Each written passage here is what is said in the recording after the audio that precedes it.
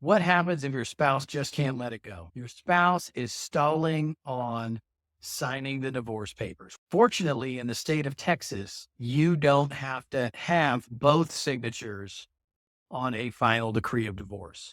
There are a couple of scenarios where that could happen. We're going to go with the agreed divorce scenario first.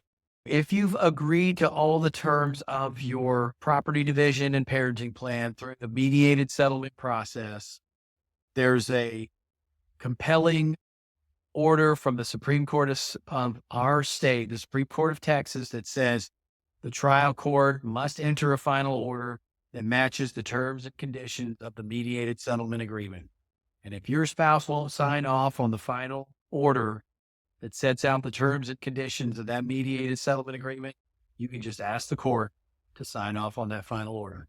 You have to give the other side some notice, something like 10 days. Usually it's a little longer than that just because of the way the court's docketing system works.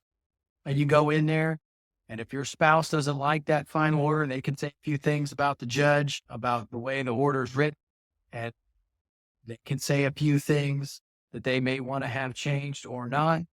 But eventually the judge is going to enter some order, usually on that same day. If, on the other hand, you have an agreement and it's an informal agreement, an agreement reached outside of the mediated settlement process, that agreement can be rejected and the other side cannot be forced to sign that or have that agreement forced against them, because agreements reached informally outside of the mediated settlement process, they can be revoked.